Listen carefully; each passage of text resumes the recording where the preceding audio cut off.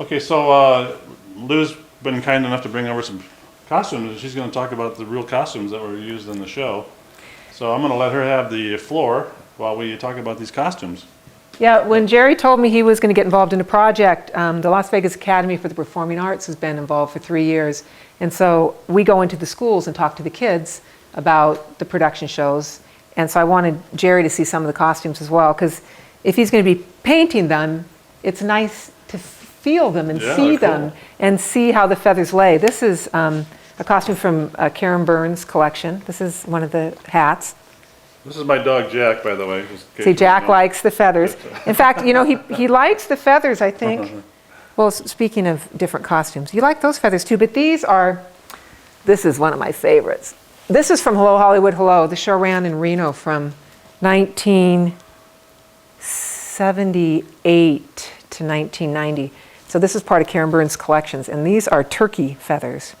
So that's why I think the dog likes them. It's like, ooh, turkeys. So we both had big hats. Jerry put it on, but the girls literally danced in this hat. But it's too. I used to wear this hat, but not this hat, obviously, because it doesn't fit my head.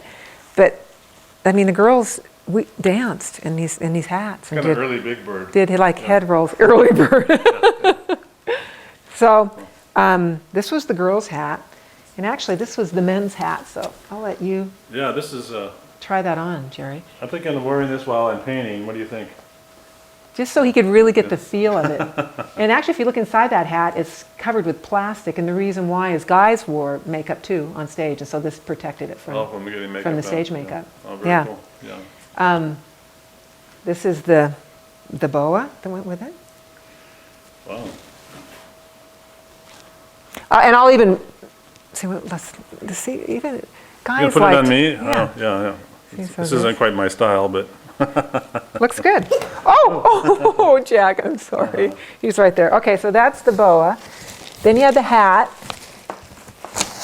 for the man. The hat. Okay, Liberace, look out. For the woman. Yeah.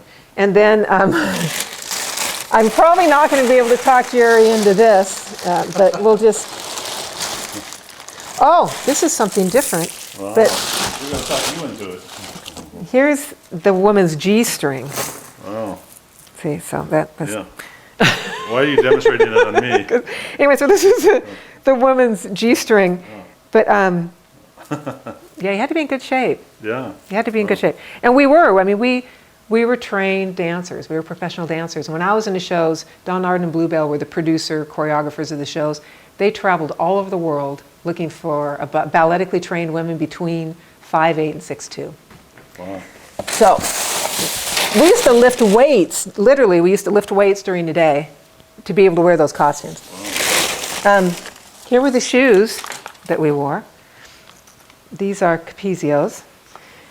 These are the shoes that they wear even today in Jubilee, 2.5-inch heels. But what's a little bit different is the shoes that they wear in Jubilee have big metal shanks right here. Because what you don't realize is those stages, the stages are opening up and stages are coming down and coming up, and they're big, literally big cracks in the stage. And sometimes your heels go into those cracks. Mm-hmm. And so they have metal shanks so that your heels don't fall off. But these are the shoes that we wore. And now this is from the Lido, and the Lido de Paris ran at the Stardust from 1958 to 1990. And this is, if you can imagine, this is a complete costume. Wow. Minus the feathers. And the sad thing about the Lido, there were 13 editions of the Lido. The costumes were made and designed in Paris. And when they came over here, we paid tariffs to bring them into the country. And then when the show closed, they didn't want anybody else to ever use those costumes again. Plus, they didn't want to pay the tariffs to send them back. So they burned the costumes. Right. And so the only reason why you find a few little pieces of these is because people snuck them out before they burned them. Wow. And these rhinestones now are antiques, and each one of these rhinestones is worth like $45 to replace. Oh, but if you want to feel the weight of that. Yeah, wow, that is heavy. That's heavy. But yeah, and this was this in one of the paintings as we go down the road here. This was, and I'm not going to do it completely, but this was one of the topless. This was when the topless girls. Yeah. Because see, this went under. See, this doesn't even fit me. It's too small. But this went underneath here, and then you had your G-string, like this. Excellent. Isn't that pretty? Yeah. And then they had, then you'd have pinwheels and head pieces and back pieces like that. That's some of the ones that I showed you in the picture. Wow. Okay. What else? Oh, this one. This is from Enter the Night. And Enter the Night ran at the Stardust Hotel and Casino from 1990.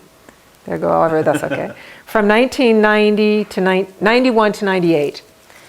And so feel the weight of that, Jerry. Wow, this is heavy stuff. You might need to put your glass of wine down to use both hands. It's so heavy.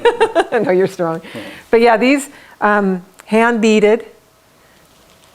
And the sad thing is, as the years progressed, it used to be that they'd do one bead stitch, one bead stitch, one bead stitch.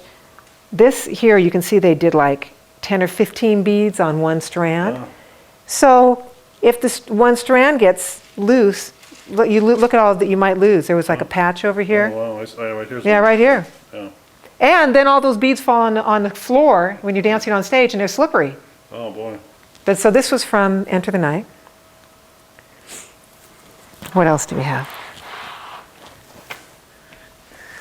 Anything else in here? Oh, this is a fall. Most of the time we wore full head pieces, but here this is some of the falls that the girls will wear today. They just clips into their hair. Makes it look like they have lots of hair. Wow. So you have a couple different sizes. Excellent. Okay. So there you go. That just kind of gives you an idea of some costumes. I just love these colors. Oh, here, this shows you a G-string and bra. Oops, I'm covering up your puppy dogs with. Here is the top to this one. Okay. And then this is the G-string. I showed you that. A mask like this. Good. It looks good. I mean, very versatile. It could be a mask, could be a bra, could be. So this is the G-string that the gals wore. I don't have a pair of fishnets with me, but we did wear fishnets, and fishnets covered up any imperfections.